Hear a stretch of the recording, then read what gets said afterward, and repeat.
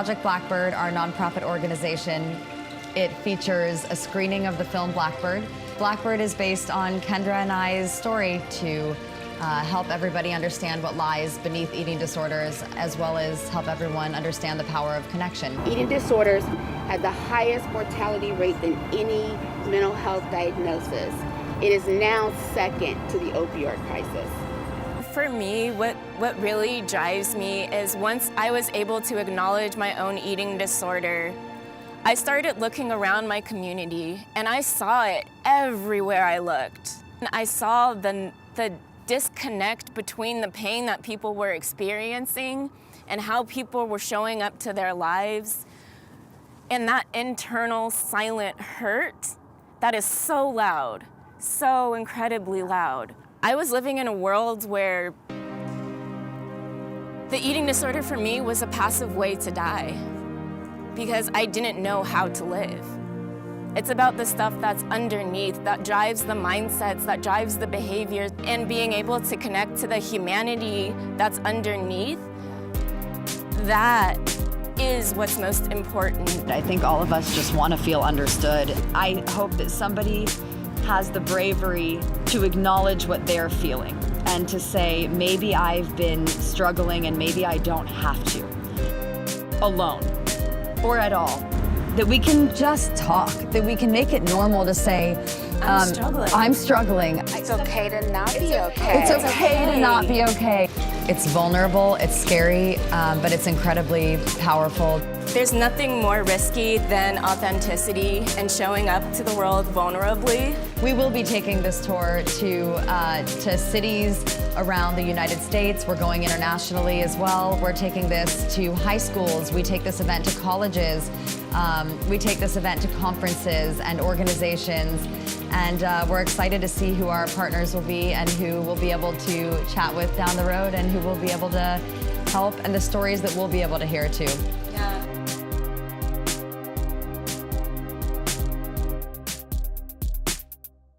Amazing. It's such a great video.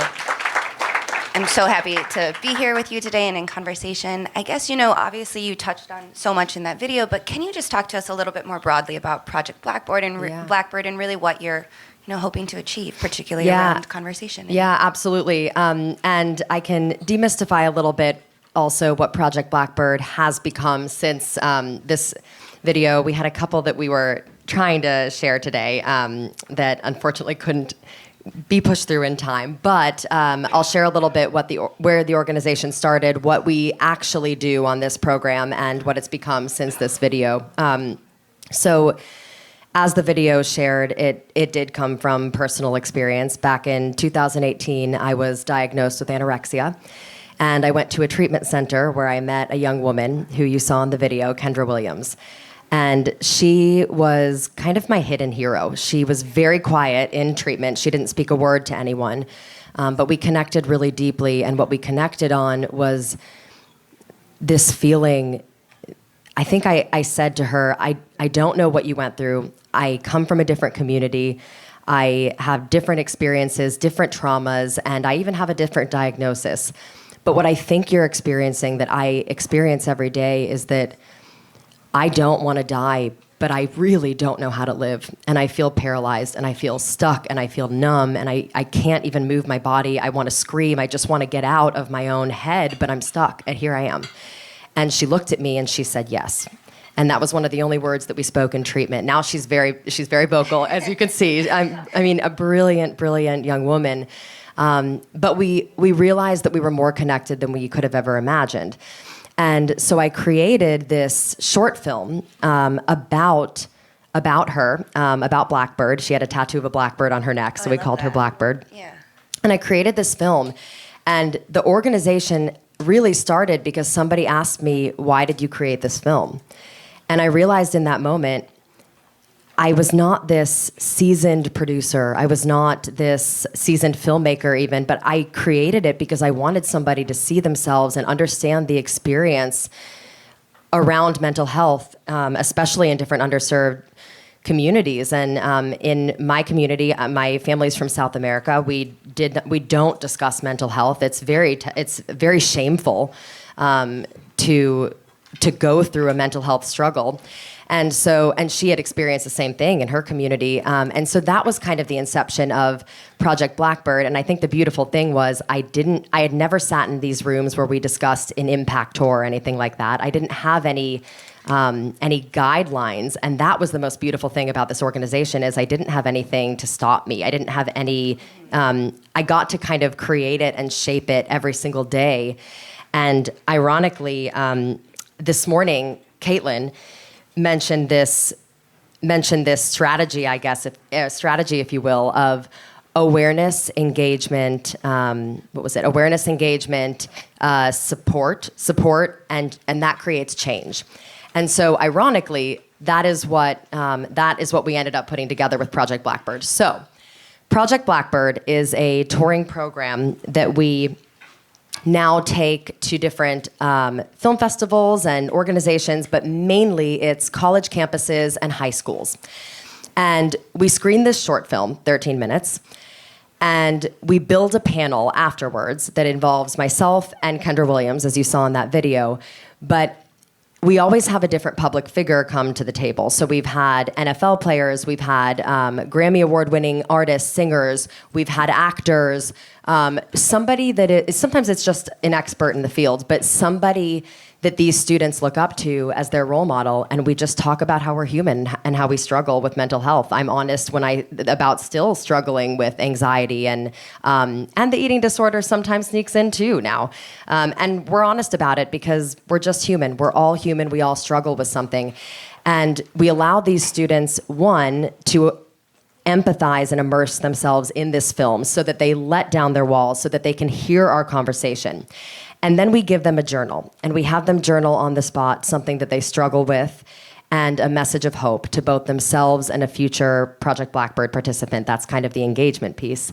And as they exit the event, we have them anonymously leave it behind, and they take home with them a prior participant's response so that they know that they're not alone. And you realize in real time how connected we all are. We all struggle with something. Everybody has something. And so as they exit the event now, additionally, we set up a resource fair. Part of this, and then this is the support piece. We set up a resource fair with local, national, and college campus resources. And as of 2 weeks ago, my organization now has committed to paying for therapy for every audience member for a full year. Wow. To get them started. Let's round of applause for that, definitely. I think, so kind of, to your point and, hearing your personal story, which thank you so much for sharing, one of the real things that you take away from it is this idea of connection and people being able to see themselves or see their struggles in somebody else. Yeah. You mentioned that getting in a film or producing a film wasn't something that you really necessarily set out to do, but how do you see the role of media and the role of film and storytelling as a way to provide the connection that you found with, to the masses in a way? I think media in general, film, it's hugely important. We all know how important film is when it comes to learning many different, those who speak different languages, they learn English by watching film. You learn what is normal and accepted by watching film. Film has this power to influence, but narrative film in particular, I think, has the power to allow somebody to empathize. The documentary space is amazing and beautiful, but I think what makes narrative film special is you let down your wall and you become this character. You become who's on screen, and you start to see yourself in that role. And so my hope with this film, and we're creating the feature now of Blackbird, this young woman, Alma. But our hope with this is, one, to show someone that looks like them, someone that came from their community on screen. And so in this world that we're building, you have a treatment center, men, women, different bodies, different colors, different personalities. Everyone struggles with mental health, and we want to show that on screen, but we also want to show that as just part of the human experience, not necessarily a story that is just about mental health, but a story where mental health is a piece of the woven cloth and appropriately represents the people who are watching it. Yeah, no, that's absolutely amazing. So I know you were also at Sundance, and then you've been, traveling and touring mainly on college and high school campuses. What have the various reactions been like to this? It's just so compelling. Number one, the narrative film and everything that you're doing, but also, this idea of the journals and people being able to connect and kind of see these innermost thoughts that people are sharing. Like, how have people reacted to that? Yeah. As you said, everybody kind of has their struggle and their thing. Yeah.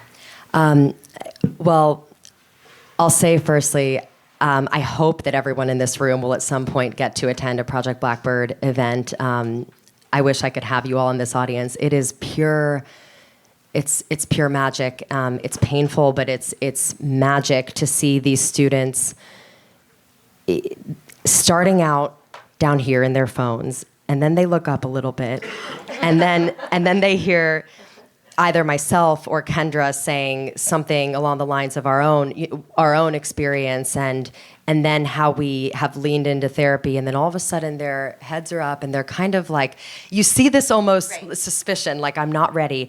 And then the magic of what I do is I get to read every single one of these students' responses. I get to read and see how we're impacting them. And I brought a few today that I would love to at the end. Share with folks. That would be great. I'm actually gonna I'm going to leave these over here so that if anybody would like to take them home. I was in Oklahoma City 2 days ago doing this event for a high school for around 300, 400 students, and from a community with a lot of underserved populations that have never really explored mental health, have never had somebody come to them with the resources.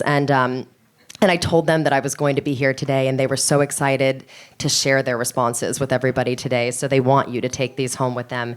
But I'm going to read a couple up here. Yes, please. And some are very simple, and some give a lot of detail, and you're really taking their story home with you. So this one I have here. One says, "One thing that I struggle with is social anxiety and anger." And then I asked them to have compassion for the struggle. Why might I do this? Why might I struggle with this? And this young individual said, "I struggle with anger because I don't like being bullied. Social anxiety because I'm afraid of big crowds." And then I asked them to leave their message of hope. And this individual said, "I hope we can find ourselves and love ourselves." And the second one I'll read. "One thing I struggle with is staying in my head. I don't feel like I'm enough. I don't feel like I'm worthy. But I know that I have people by my side. I just feel like a burden. Somebody nobody wants to talk to, see, or even mention. Why might I do this? I've had past relationships with other people, including my family, that emotionally abuse me. I honestly don't see a way out of feeling this way. But my message of hope to both myself and the person reading this journal: don't doubt yourself. You are better and stronger than you think you are."